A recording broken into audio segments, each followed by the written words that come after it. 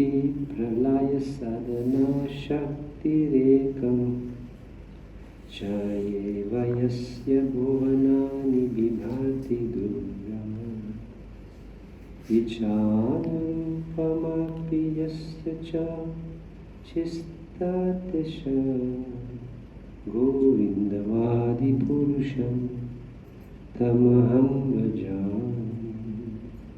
And the translation: the external potency Maya, who is of the nature of the shadow of the Chit potency, is worshipped by all people as Durga, the creating, preserving and destroying agency of this mundane world. I adore the primeval Lord Govinda, in accordance with whose will Durga conducts herself. So in other words, according to Lord Govinda, Krishna's will, she conducts herself according to his will, not independently. So that was a wonderful.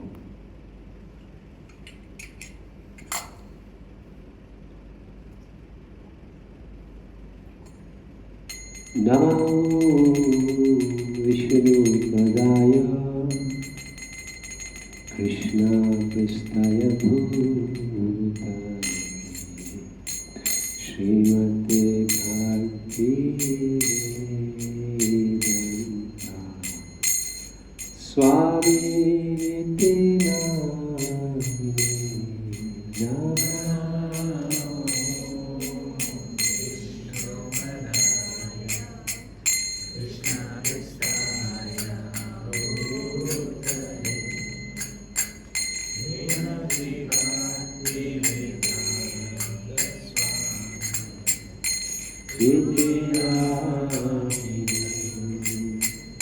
Namaste Saraswati Deve Gauravani Prachari Niveshesha Sunyavadi Vasyatyadeśatari Namaste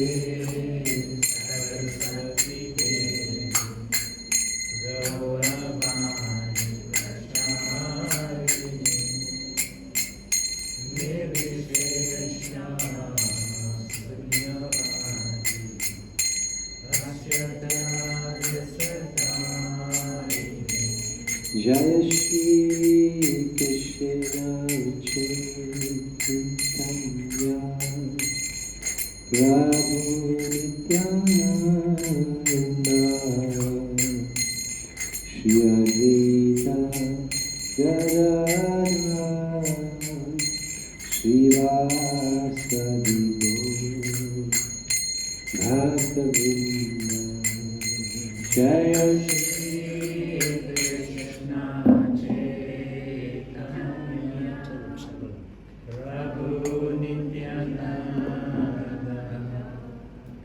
Shri Advaita Gadadhara Srivasadi Gaur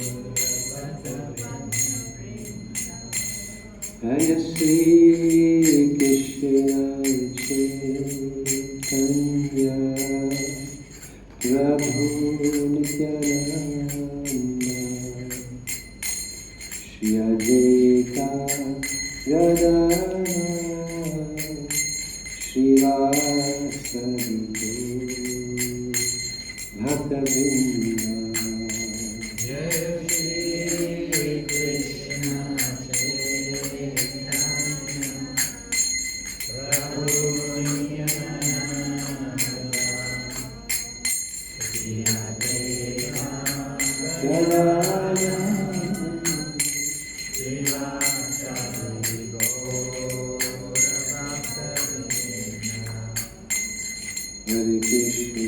Hare Krishna, Krishna Krishna, Hare Hare, Hare Rama, Rama Rama, Hare Hare, Hare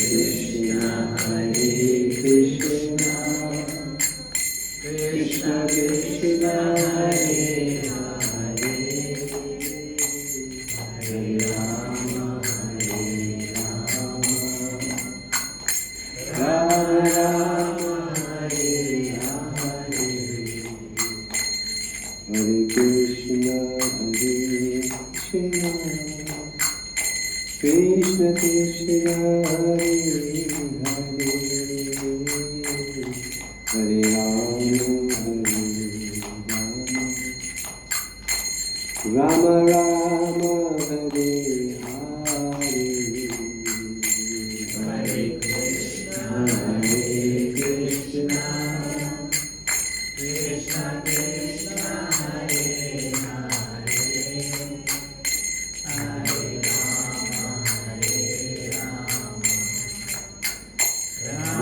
Rama, Rama Hare Hare, Hare Krishna, Krishna Krishna, Hare Hare, Hare Rama, Hare Rama, Rama Rama, Hare Hare, Hare Krishna, Krishna Krishna, Hare Hare, Hare Rama, Hare Rama, Rama Rama, Hare Hare, Hare Krishna, Krishna Krishna, Hare Hare, Hare Rama, Hare Rama, Rama Rama, Hare Hare, Hare Krishna, Krishna Krishna, Hare Hare, Hare Rama, Hare Rama, Rama Rama, Hare Hare, Hare Krishna, Krishna Krishna, Hare Hare, Hare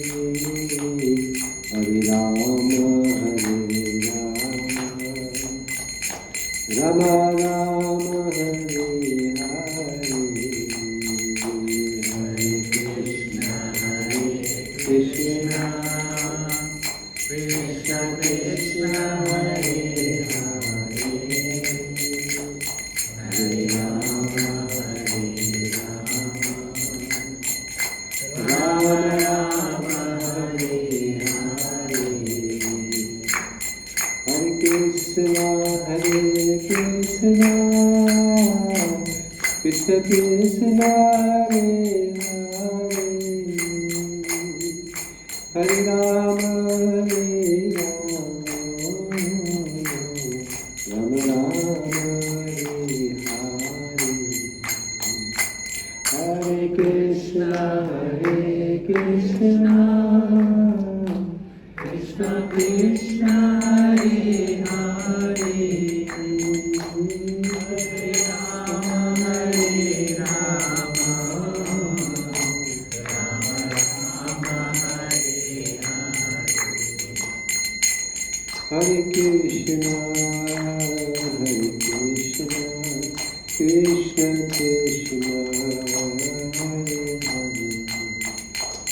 Hare Rama, Rama Rama, Hare Hare, Hare Krishna,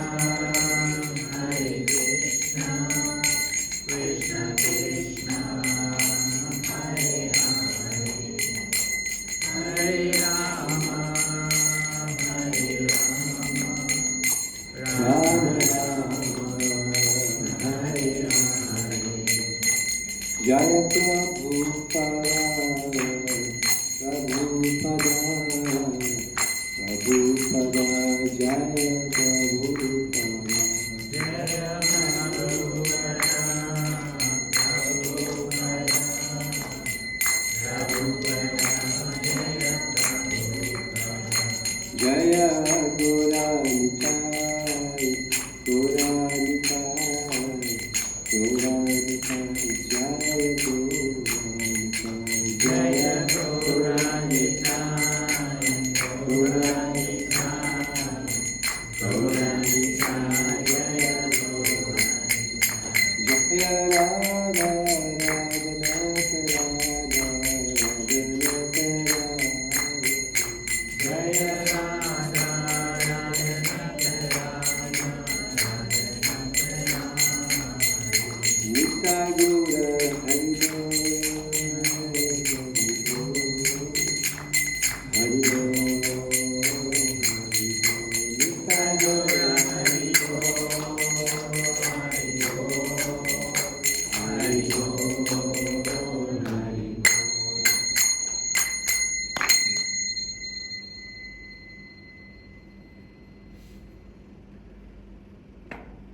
Shri Shri Radha Radhanath ki,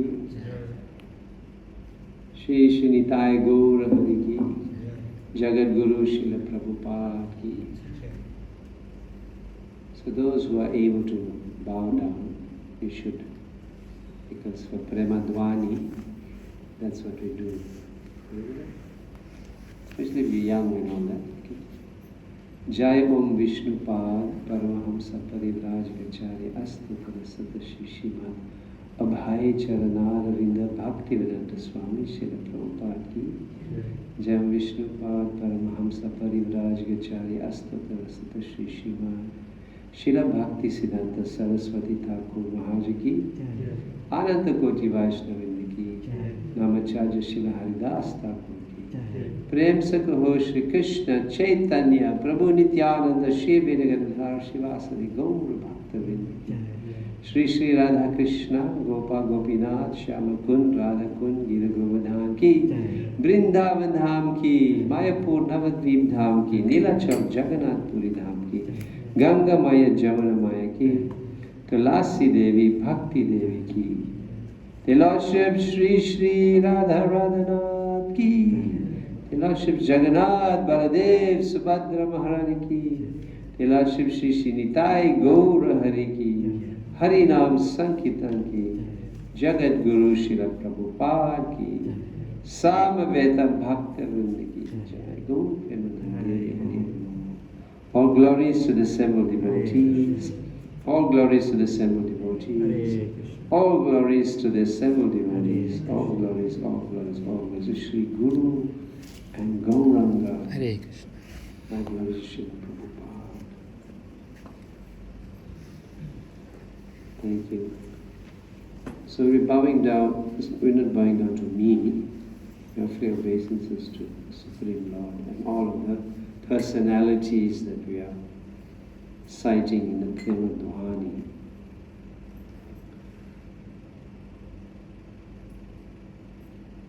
So I'm going to be reading from Krishna book today.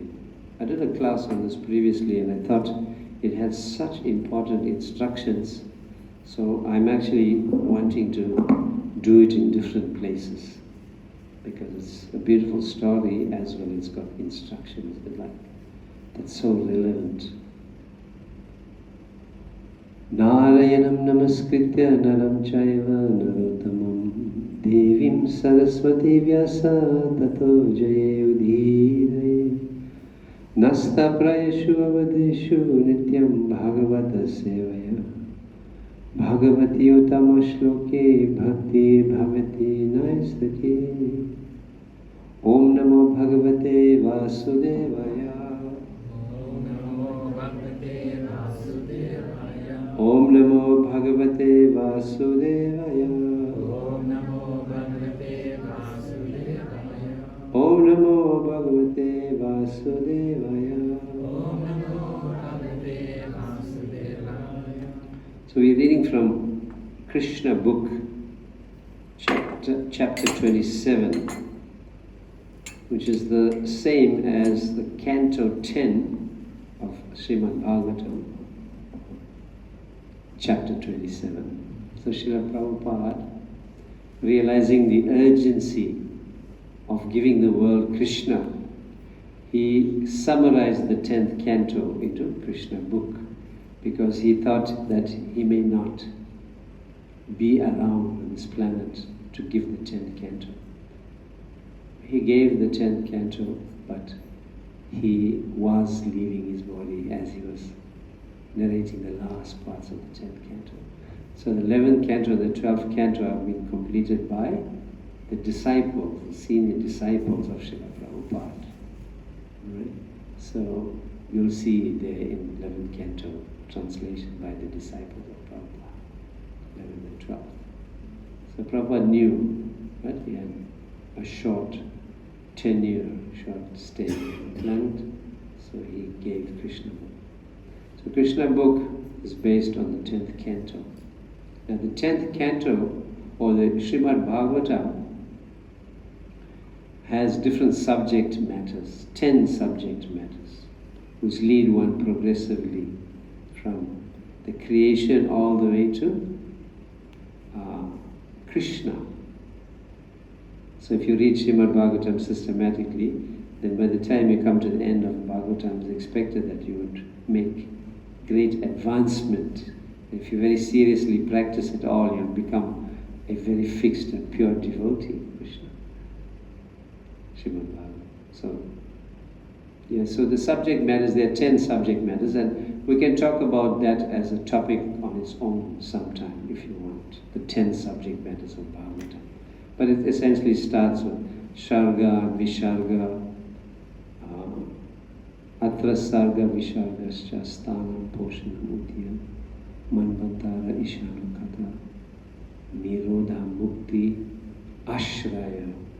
So it starts with the primary creation, Sharga, and Visharga, the secondary creation. So the Lord's expansions as the Purusha avatars, as Mahavishnu, so it's primary. Then secondary is Lord Brahma creating all the bodies and the creation of the universes. And then it goes through like that and explains that Manvantaras are all the administrators of the universe, so many, 71 Manvantaras in the day of Lord Brahma, etc. Like that, and eventually comes to the last part, Ashraya. Ashraya means shelter, the ultimate shelter, which Srila Prabhupada translates into English as the summum bonum. The highest, there's nothing more than the summum bonum. Hare Krishna.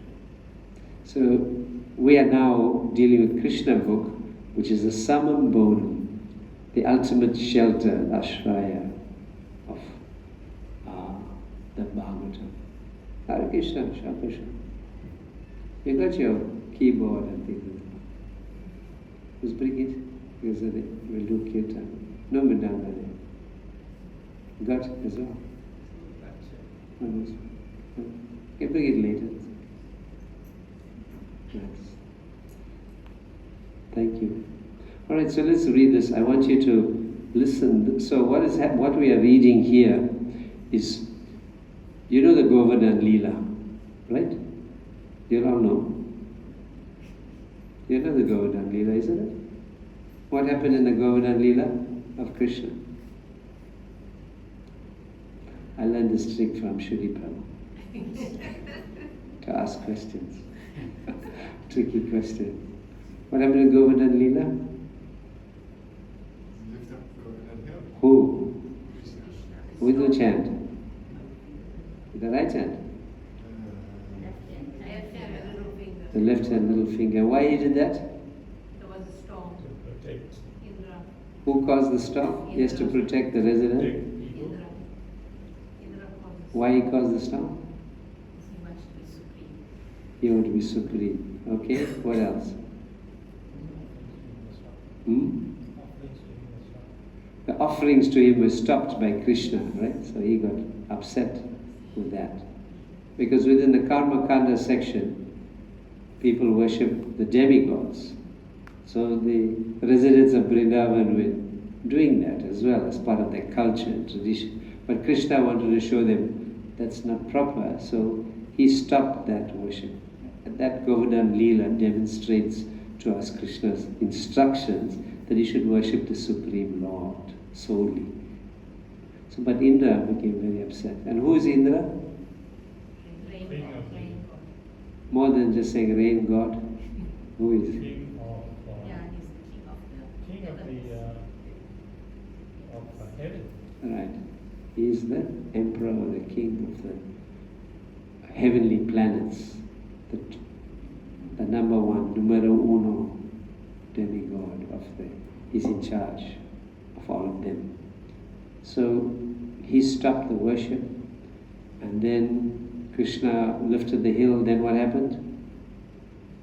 The residents took shelter. Residents took shelter. For how long? 7 days. 7 days. nights. Okay, and then Then the rain And stopped. the rain stopped. Rain had to stop. There was no more rain. And then What happened to Indra? What did Indra realize? What did he realize? He was wrong. Okay, but what else did he realize? He realized that Krishna was supreme. Right, he realizes, oh, this is not an ordinary boy who he thought was an ordinary boy. This Supreme Lord. So when he realized that, then he realized he made a Maha Aparadh. Right? So at that, now we're at the end of all of that. Now this is where I'm reading from. This is Indra having realized his mistake. He comes down literally off his high horse or his high bull. Who's his carrier? Nandi. No, that's Lord Shiva's bull. Indra is on I forget who Indra, what's his carrier's name. But anyway, Indra comes down. He's an elephant, Airavata. That's his carrier, Airavata. So he comes down, and then he's now encountering Krishna. So I want to create a nice mood for this. Let's hope my data lasts.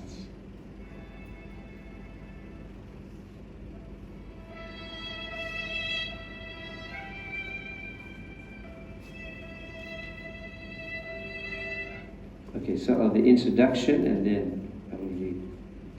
Praise by Indra, the King of Heaven. When Krishna saved the inhabitants of Vrindavan from the wrath of Indra by lifting Govardhan hill, a Surabhi cow from Goloka Vrindavan, as well as King Indra from the heavenly planet, appeared before him. Indra, the king of heaven, was conscious of his offense before Krishna. Therefore he stealthily appeared before him from a secluded place. He immediately fell down at the lotus feet of Krishna, although his own crown was dazzling like sunshine. Indra knew about the exalted position of Krishna because Krishna is the master of Indra. But he could not believe that Krishna could come down and live in Vrindavan among the cowherd men. When Krishna defied the authority of Indra, Indra became angry because he thought that he was all in all within the universe and that no one was as powerful as he. But after this incident, his false, puffed up prestige was destroyed. Being conscious of his subordinate position, he appeared before Krishna with folded hands and began to offer the following praise. So this is about 5 pages, and I'll read it. It should take about 15 minutes. Can you hear this?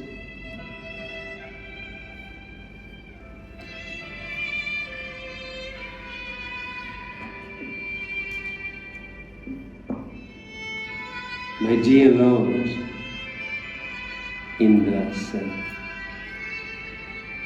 being puffed up by my false prestige, I thought you had offended me by not allowing the cowherd men to perform the Indra Yajna. And I thought that you wanted to enjoy the offerings that were arranged for the sacrifice.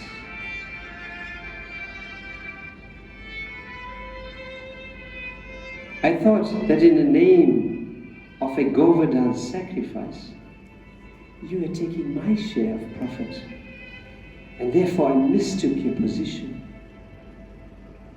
Now, by your grace, I can understand that you are the Supreme Lord, personality of Godhead, and that you are transcendental to all material qualities. Your transcendental position is Vishuddha Sattva, which is above the platform of the material mode of goodness. And your transcendental abode is beyond the disturbance of the material qualities. Your name, fame, form qualities and pastimes are all beyond this material nature, and they are never disturbed by the three modes of material nature. Your abode is accessible only for one who undergoes severe austerities and penances and is completely freed from the onslaught of material qualities like passion and ignorance. If someone thinks that when you come within this material world, you accept the modes of material nature, he is mistaken. The webs of the material qualities are never able to touch you, and you certainly do not accept them when you are present within this material world. Your Lordship is never conditioned by the laws of material nature. My dear Lord, you are the Supreme Father, the Supreme Spiritual Master, and the Supreme King. Therefore, you have the right to chastise all living entities whenever there's any discrepancy in their behavior. The Father, the Spiritual Master, and the Supreme Executive Officer of the state are always well-wishers of their sons, their students, and their citizens respectively. As such, the well-wishers have the right to chastise the dependents. By your own desire, you appear auspiciously on the earth in your eternal varieties of forms. You come to glorify the earthly planet, and especially to chastise persons who are falsely claiming to be God. My dear Lord, I committed a great offense unto your lotus feet, being falsely proud of my material opulences, not knowing your unlimited power. Therefore, my Lord, kindly excuse me, because I am fool number one. Kindly give me your blessings so that I may not act so foolishly again. If you think, my Lord, that the offense is very great and cannot be excused, then I appeal to you that I am your eternal servant. Your appearance in this world is to give protection to your eternal servants and to destroy the demons who maintain great military strength just to burden the very existence of this earth. As I am your eternal servant, kindly excuse me. Please accept my prostrated obeisances. You are the personification of knowledge. You can appear anywhere according to your desire in one of your eternal forms. Due to my gross ignorance, I created a great disturbance in Vrindavan by sending torrents of rain and a heavy hailstorm. I acted out of severe anger caused by you stopping the sacrifice which was held to satisfy me. But my dear Lord, you are so kind to me that you have bestowed your mercy upon me by destroying my false pride. I therefore take shelter unto your lotus feet. Thus praised by King Indra, Lord Krishna, the Supreme Personality of Godhead, smiling beautifully said, "My dear Indra, I have stopped your sacrifice just to show my causeless mercy and revive your memory that I am your eternal master. I am not only your master, but the master of all the other demigods as well. You should always remember that all your material opulences are due to my mercy. Everyone should always remember that I am the Supreme Lord. I can show anyone my favor, and I can chastise anyone, because no one is superior. If I find someone overpowered by false pride, in order to show them my causeless mercy, I withdraw all his opulences. After instructing Indra, Lord Krishna asked him to return to his kingdom in the heavenly planet. And remember always that he is never the Supreme, but is always subordinate to the Supreme Personality of Godhead. He also advised him to remain as the King of Heaven, but to be careful of false pride. After this, the transcendental Surabhi cow, who also came with Indra to see Krishna, offered her respectable obeisances unto him and worshipped him. The Surabhi cow said, "My dear Lord Krishna, you are the most powerful of all mystic yogis, because you are the soul of the complete universe, and only from you has all this cosmic manifestation taken place. Therefore, although Indra tried his best to kill my descendant cows in Vrindavan, they remained under your shelter, and you have protected them all so well. We do not know anyone else as the Supreme, nor do we go to any god or demigods for protection. Therefore you are our Indra. You are the Supreme Father of the whole cosmic manifestation.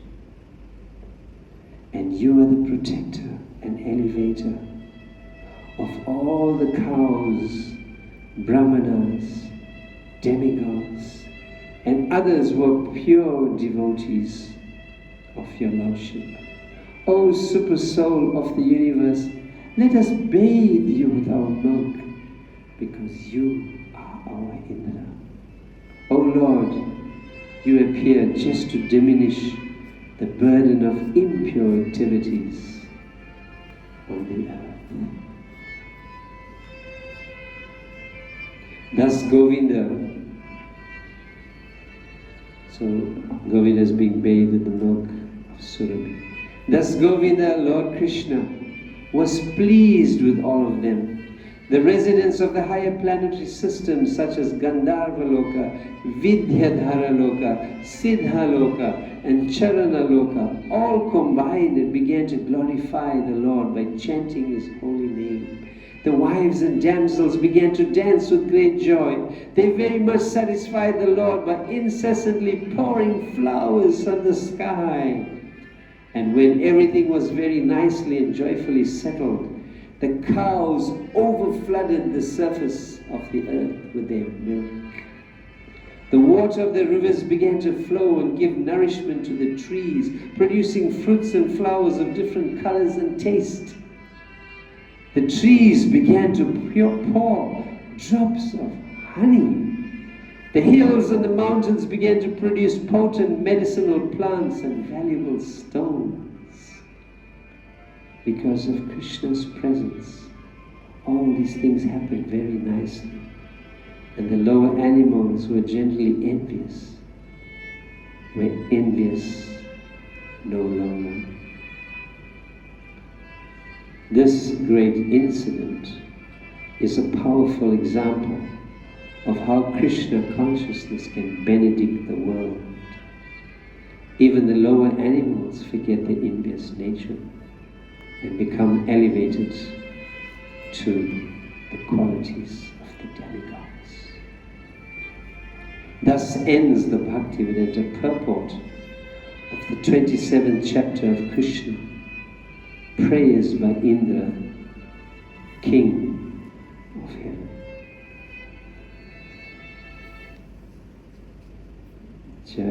Shri Radha Krishna Bhagavan Ki Jai. Shri Krishna Book Ki Jai. Srila Prabhupada Ki Jai. So we see, when do I stop? 20 minutes time. 20 minutes. Thank you. So we see here a great lesson. Who can identify what that lesson is? What is the lesson? Anyone? I think it's centered around pride. Yes, And, the false prestige and pride. Tell us more.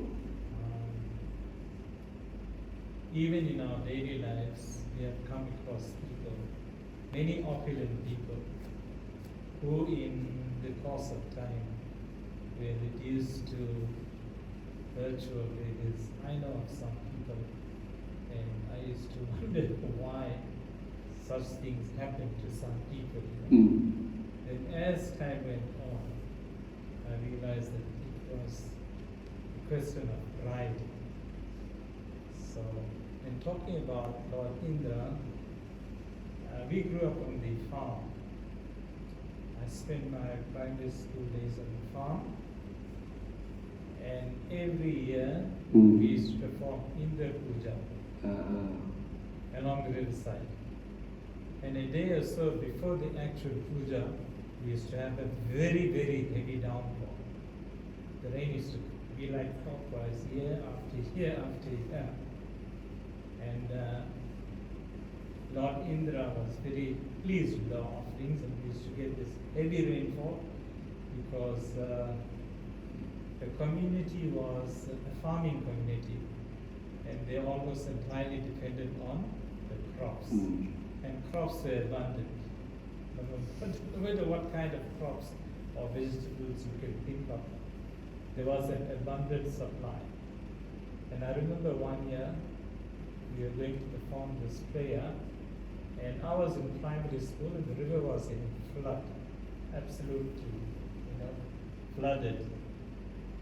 And I tried to cross the river just to show the other boys how good it was and how strong I was.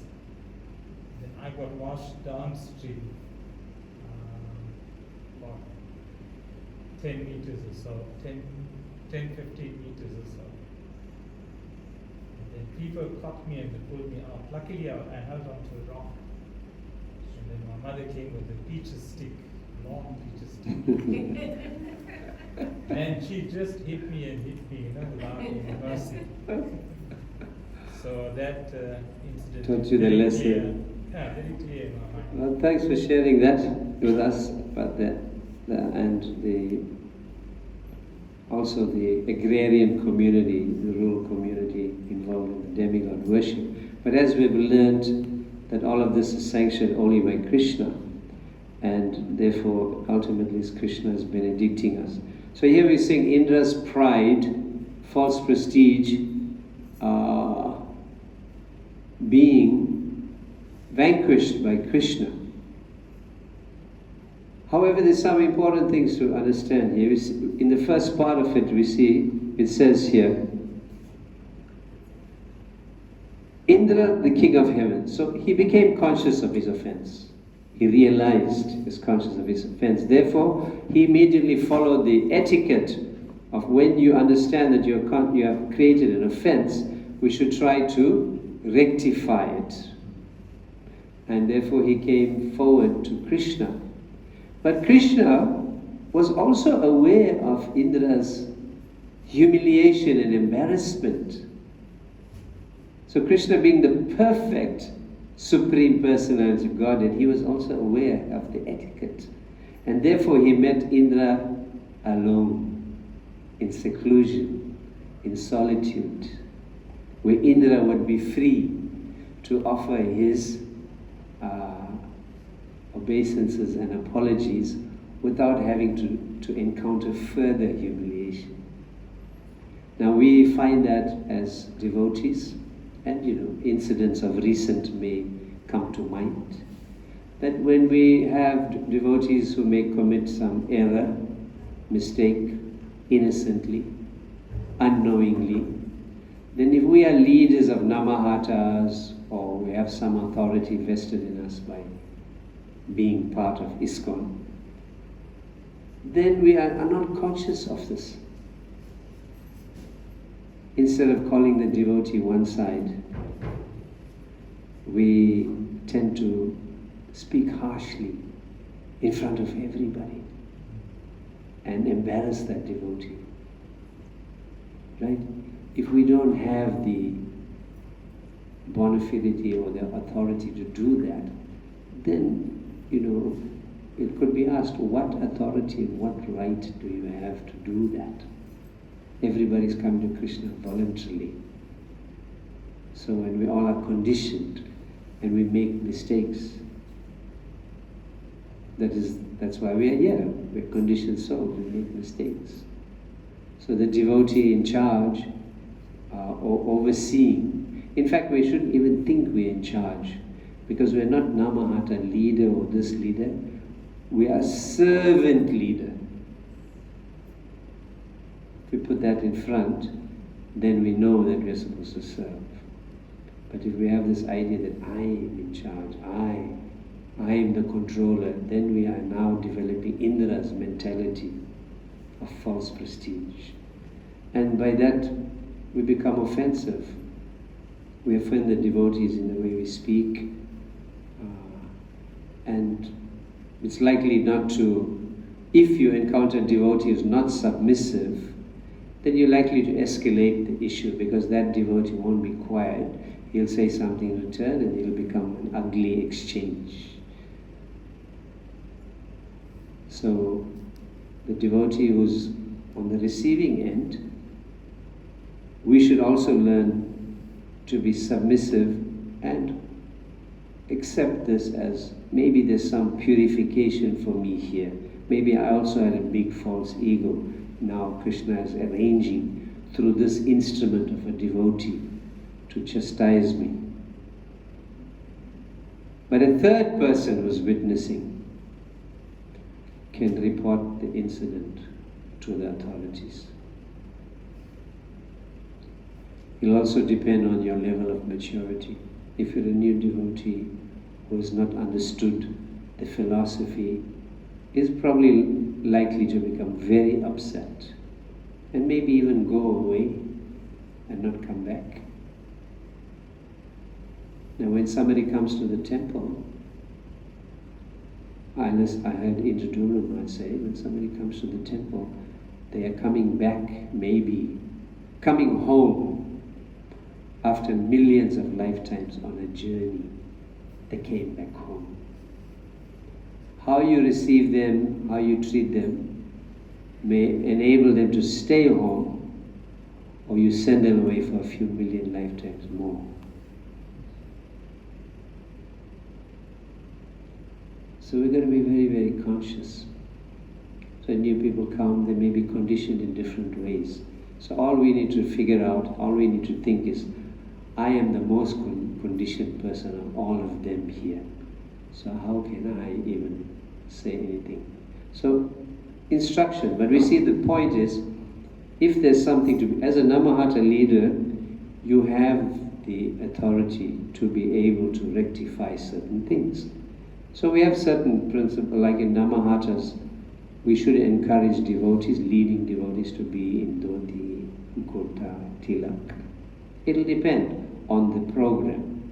If you're going to an outreach program where there's totally new people in the park with the hippies and this and that, you may choose not to wear your dhoti and kurta because people feel intimidated by that. You may put a kurta and a bhakta pants or jeans and one of an Eastern a kurta or something, because that's very hip in that society also, right? They like to wear kurtas and beads and this and that, so they identify with you. But it'll depend, you have to use your discretion. But in the traditional Namahata setup, the devotee who's leading, devotee is doing arti, all of that, they should be representative. And if the Namahata leader sees that's not proper, and this devotee is doing it regularly, then in a nice friendly way over prasad you say, Prabhu, I think it's just nice, better if you put a kurta, dhoti and come on, because you're doing the aarti, people are watching. Very nice example you can set, Like that, as a friend. Once I was leading Mangalati some years ago, and in the morning we chant the Samsara prayers, and you chant the Maha Mantra. So you don't chant this thing, Govinda Jaya Jaya, Gopala Jaya Jaya. It's not part of that morning prayer. Some do, but it's just not the standard prayer. So I chanted that in my excitement. I was carrying on Govinda Jaya Jaya. Then when I was after the Mangalarti, I was downstairs, maybe about 8 o'clock, 9 o'clock, we were downstairs after class. Then there was a sannyasi named Madhava Maharaj. He's ill now, so he's not so prominent. He's in seclusion. So he came by me, put his hand around me. Hare Krishna Prabhu, you sang Mangalarti so nicely. But Govinda Jaya Jaya is not part of that standard program. So the next time you sing, don't include that.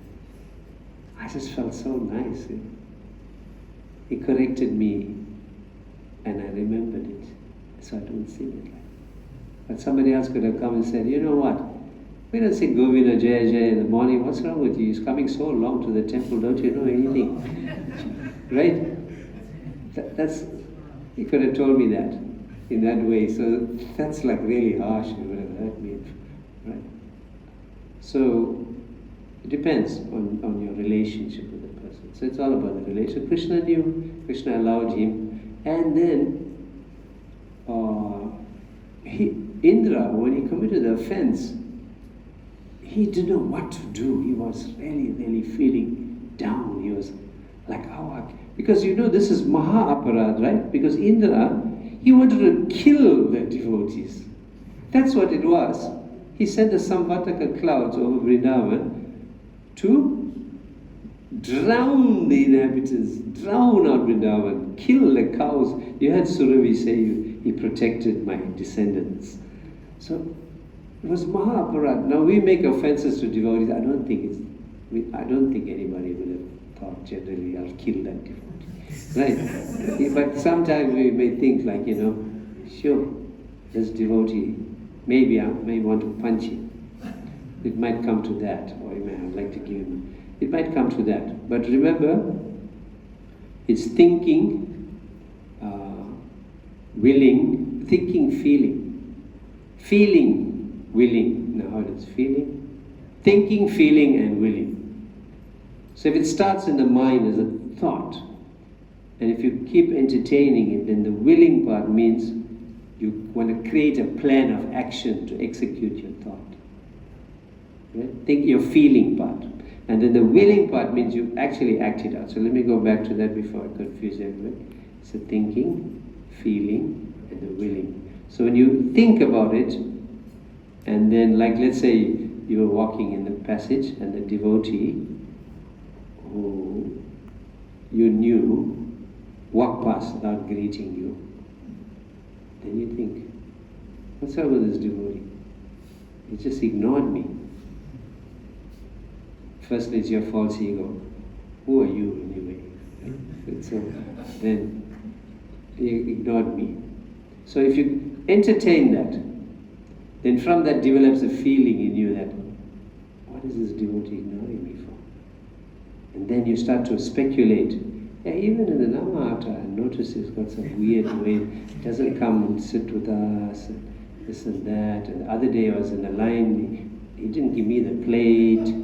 Right? So you start to create this whole thing, assumptions in your mind. And then what you do, you act it out, you say, I'll show him, I'll also eat.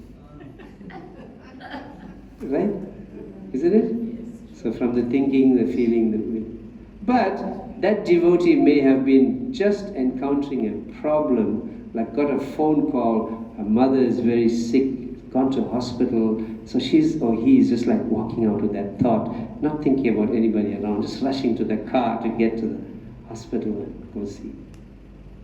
But based on our assumption, we created a reality, or not really a reality, but we created an illusion around that. So we got to make sure about that. So here we see Krishna allowed Indra to come. And now Indra, he didn't know what to do. So then it is described in Bhagavatam that he went to take counsel from Lord Brahma.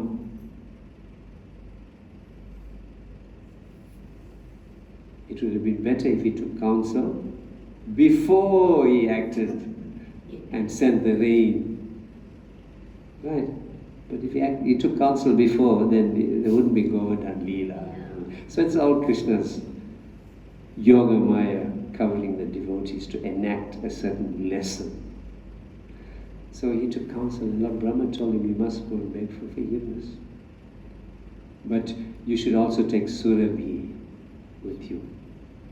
The Surabhi is the name of Krishna's cows. So in the heavenly planets, there is a planet full of cows, Surabhi cows. So the different acharyas speak differently about it.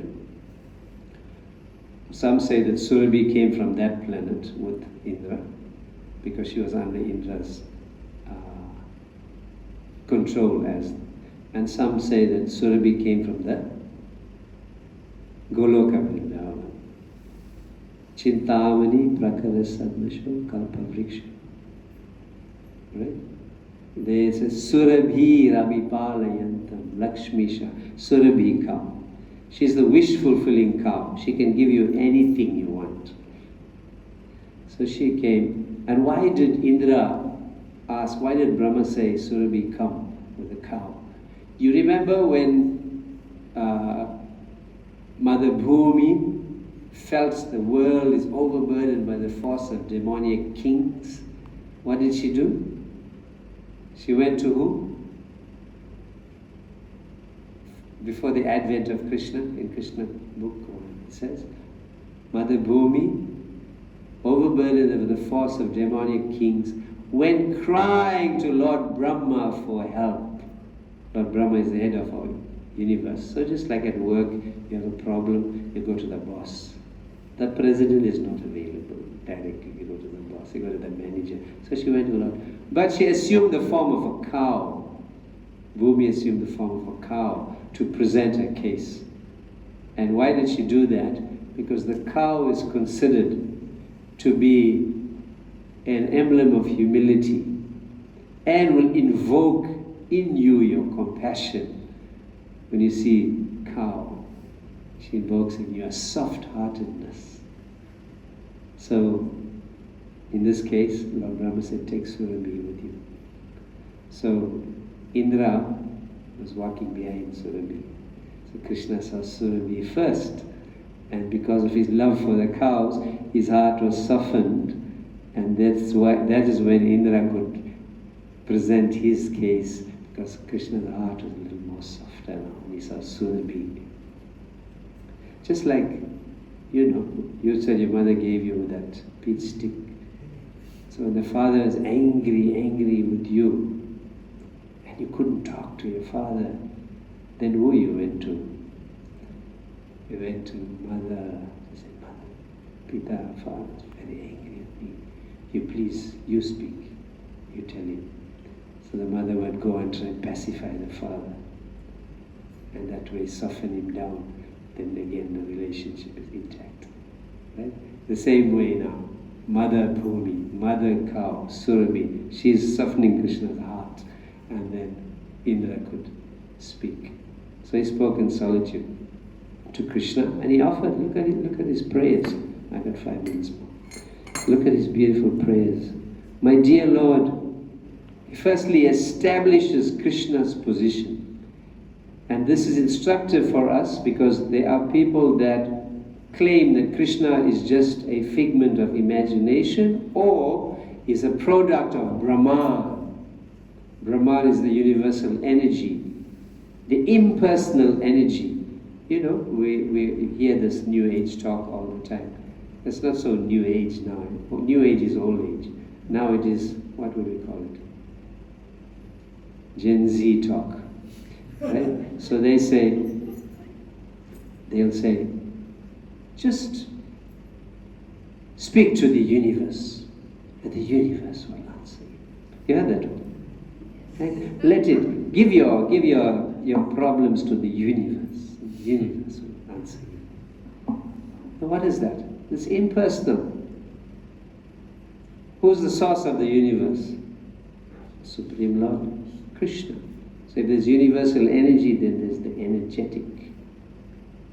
Krishna is that source. So here he's saying, if someone thinks when you come within this material world, you accept the modes of material nature, he is mistaken. The webs of the material qualities are never able to touch you, and you certainly do not accept them when you are present within this world. Your Lordship is never conditioned by the laws of the material nature.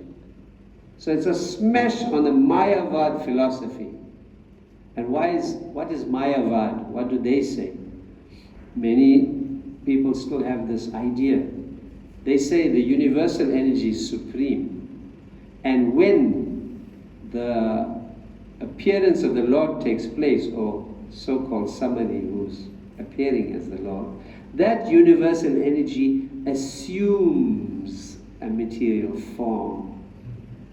And therefore it is not really God, it is Maya, therefore it's Mayavad philosophy. It's actually Brahman. So you are God, I am God, we are all God. And when we realize we are God, then ultimately we will all converge, emerge into the universal form. That is their idea.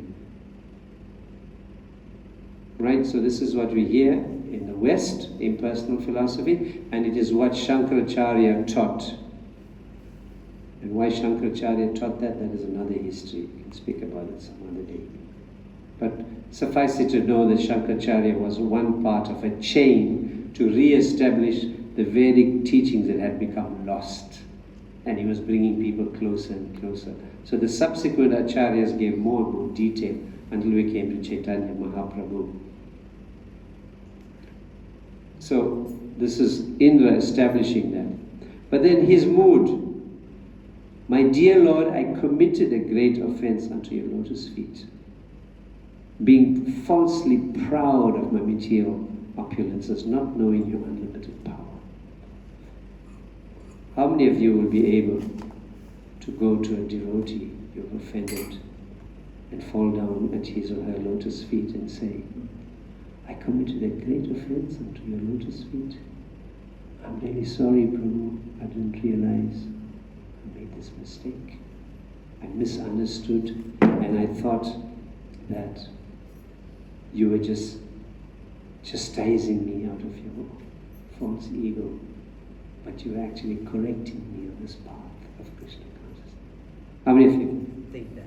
How many of you can feel that? How many of you can do that? You can do it? I did it to two devotees already. Bilwa Mangal, before I read Bhagavad Gita and before I came to ISKCON, used to always see me in the road and tell me, hey, I saw you driving past the temple. You can't stop for 1 minute and come and see the Lord. I never should tell him anything because he was afraid. But when I used to go away, I used to think like, hey, this devotee is mad. He wants me to become a devotee like him. Because you're drowning in materialism. You don't know. So what did you do? So after I read Bhagavad Gita, then I realized, hey, this man here is a devotee. So when I came, I went and fell on his feet and I told him, you know what? I made a mistake. And he laughed. We all were there.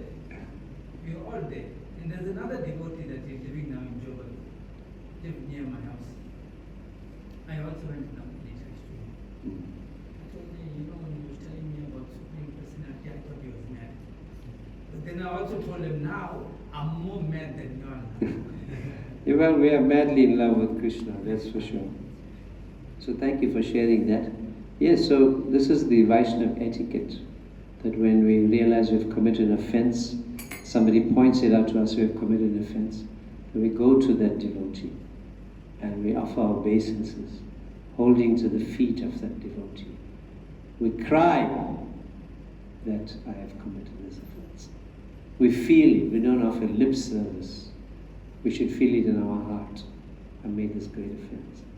And the Vaishnav, who is really a Vaishnav, he will pick you up and give you a hug and say, "You have not offended. I did not take offense. Please." Okay? So, this is a loving exchange that happens. So, it will depend on the maturity of both devotees also. Chaitanya Mahaprabhu and Nityananda Prabhu, there is not a sin that they cannot forgive. Jagai and Madai forgave them. We may have to receive some consequences for our purification, but the devotee will forgive you. So these are some wonderful things coming out of here, and I'll just conclude by giving something practical. When I studied this and looked at this, I was doing some research with different devotees and looking through how we can practically rectify our faults. Then the first thing to do, what is the first? So I call them 6 R's. 6 R's. So the first thing, the first R is to retrospect. There are people that actually make offenses and so on, and they feel no remorse about it. They just go on with their lives. But it's all accumulating. And then you find that that devotee's heart becomes hard as well. And then they commit more mistakes, and it's just normal. All right. But when we retrospect, when we introspect, we realize we made some errors. And we have to be able then to recognize that. So it might be more than 6 R's if you just count the R's now. We must be able to retrospect and recognize. And then when we do that, it's about realizing that we have made this. We accept I've made a mistake. Because you can only rectify yourself from that point. Once you accept you made a mistake, then you can rectify yourself. So after you've realized you made a mistake, what do you think you should do? Another R? Repent. Repent, sinner, repent. But you've got to repent. Repent means you're showing some remorse you actually feel in your heart. Not to the point where it makes you so debilitated and so guilty that you maybe want to commit suicide or something. Not to that point. But meaning that you recognize this issue and you want to now correct it. So after you repent, what should you do?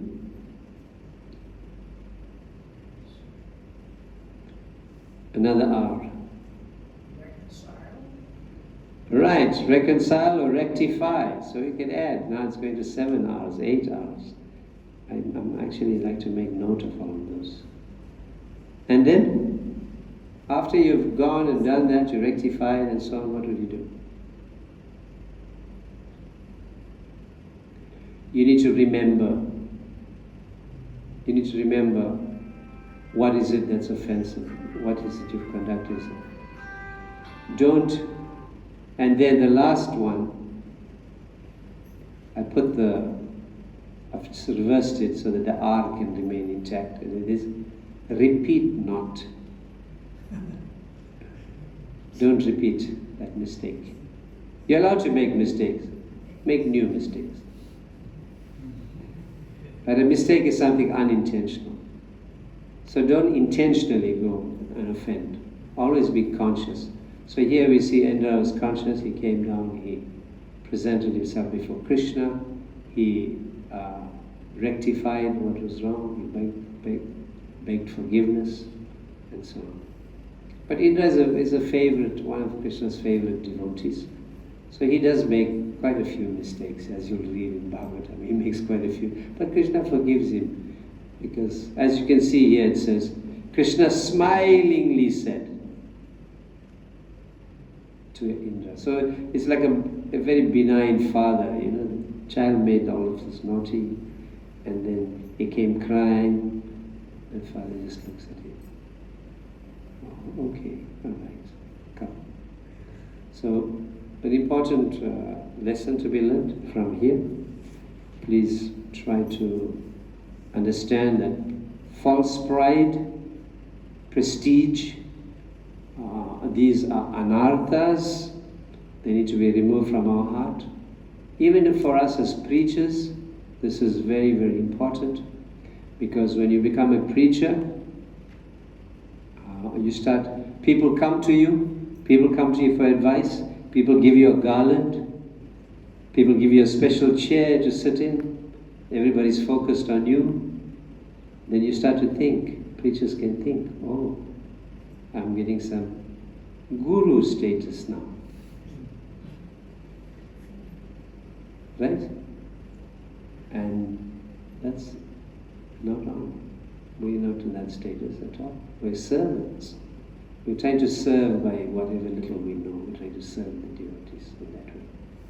And we are grateful to you that we got the opportunity for service. You're allowing us. We have some skill, maybe we're learning something, and to present, and then you make the opportunity. Every devotee gets opportunity according to their nature to do something. Someone who can sing well, like Shankar. Then we should be aware of that. So even in an assembly of devotees, maybe you have the microphone and you want to sing, but then you look around and you see, that devotee can sing very well. And he can do the service better than me for Krishna. Let me call him over and give the mic. Because it's about what will please Krishna more. Not that I should hog onto the mic for my own false ego to look like the best singer in the house. I should see. Right? This is how we see in Vrindavan. That's the mood. All the gopis push the best devotee forward to worship Krishna. Whoever can do their service perfect for Krishna, you do it. You go. Gopi Bharta Pada Kamalayo Dasa Dasa Anudas. We are the servants of the servants of the servants. Right? Of the servants of the servants. 1,000,000 times. Of the gopis who serve Krishna. So stop there. Any one question? Thanks to the devotees for sharing their experiences. Any question? Karuna Shaktimanji, you have a question? Yes, go ahead. Thing is that the devotees, each one has a special relationship with Krishna. Mm-hmm. And some of them, even though it may appear to just come to Krishna consciousness like a day or two ago, that they are more dear to Krishna than those that have been in Krishna consciousness for many years. Well, even that is a statement that has a little judgment in it, because you're comparing now. No, it's not comparing, but each person has a special relationship. That I accept. Yeah, so, at the moment people are judging in that way, that this person is wrong with the movement or whatever, and they are very advanced. That's not the case. Because devotees, no matter when they came in, they're all at the same time. Everybody is very special to Krishna, accept that. But at the same token, we have 3 levels of relationships. To the seniors, we offer respect. To our equals, we offer friendship. And the juniors, we offer compassion. But it's all love. So it's best for us to think that everybody is more advanced than me. It's a safe position. And when people come, we offer all the love and compassion for new people. And you'll see sometimes that the new devotees, within the space of a year or 2, they're gone miles advanced more than we did. whatever, 30 years we're coming, and so on. But you know what happens there?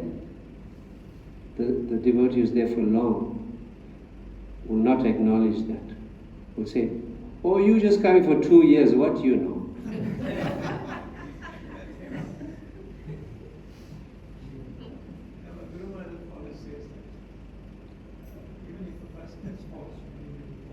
Prabhu?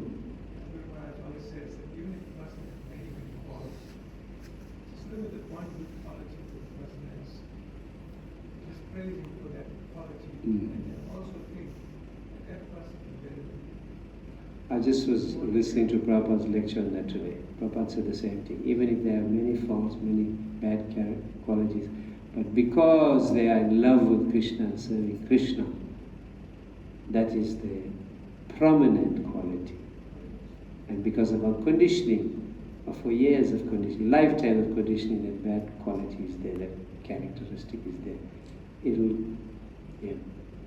So by the service of continued service, it will be purified. This talk is reminding me now about something. I was reading in one of the books where this one lady wrote a letter to Prabhupada complaining about two new devotees. It's in Science of Self-Realization. Yeah, I think so. And No, it's there. I think the way she wrote the letter, she was like trying to trap Prabhupada. Prabhupada wrote back to her and said, no, they new devotees, they can't get perfect overnight. It takes them some time. And the fact is that they became devotees, they surrendered to Krishna. Yes. There's two brahmacharis who were preaching, and the women had an idea that devotees should behave in a particular way, because that's how they see sadhus. But these two brahmacharis were a little bit rough and tough, right? So she commented that she was disappointed that they are monks, but they have certain qualities that are not. So Prabhupada wrote back and said that these are young brahmacharis, and they may appear like that, they are serving Krishna, but also they may appear like that because they are protecting their own tender creeper of devotional service.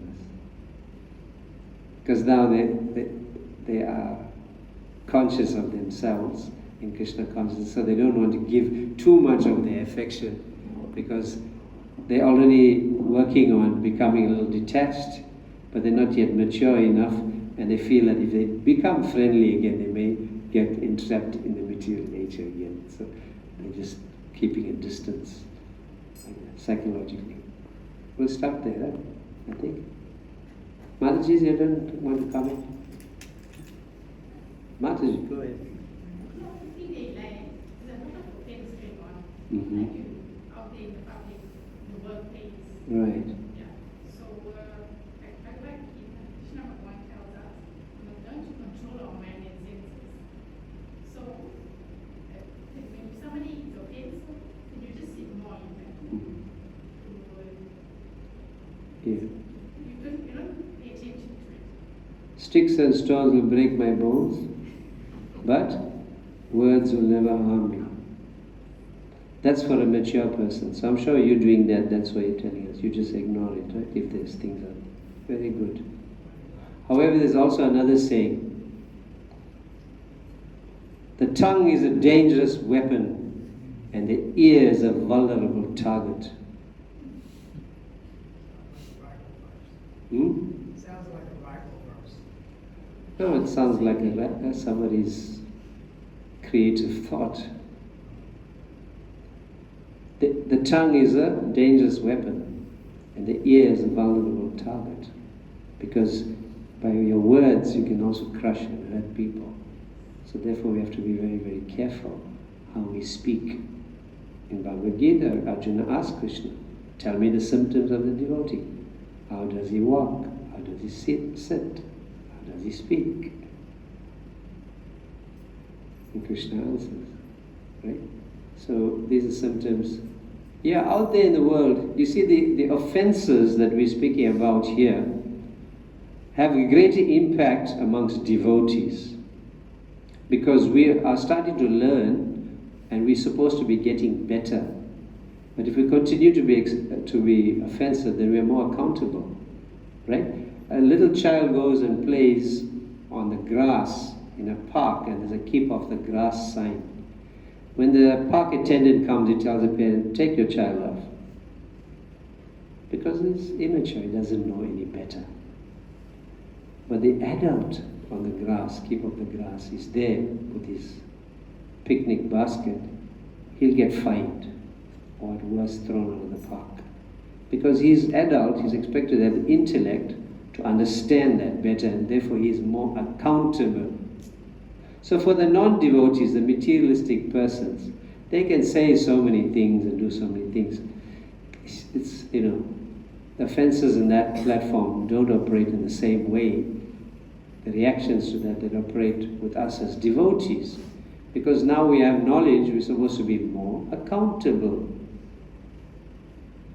And if you know it and you commit it, then you are going to face the consequences of that, because you're supposed to be more accountable.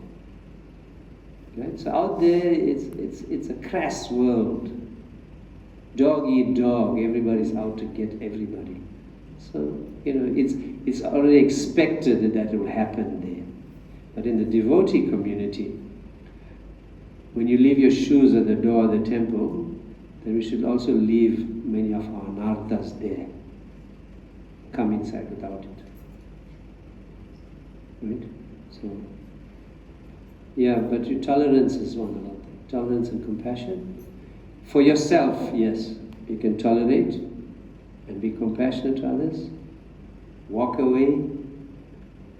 But if you witness another devotee being insulted, then you are allowed to intervene.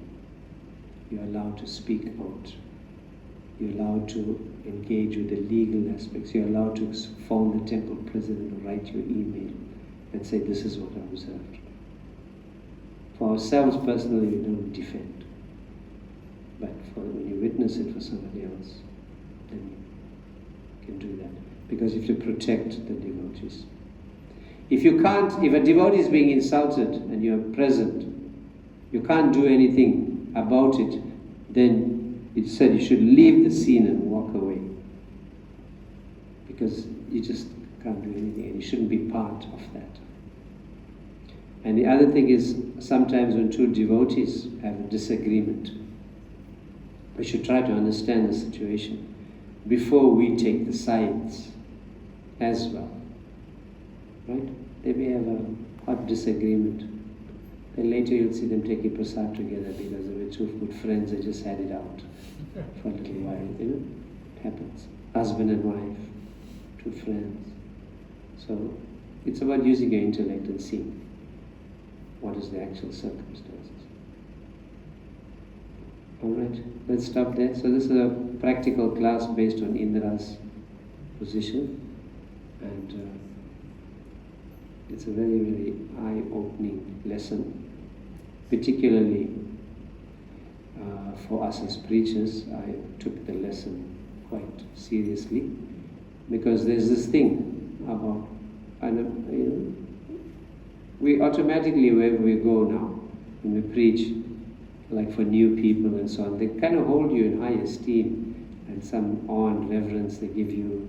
And if I'm comfortable in that, I don't like to be served and all of that. So we should avoid developing the guru syndrome. We should have the servant syndrome. Srila Prabhupada ki jai, Srimad Bhagavatam ki jai, Shri Krishna book ki jai, Gaur Premanande, Hari Hari Go. Thank you so much for inviting me to speak and share whatever little bit I know for my own purification. So I think we're having Aarti.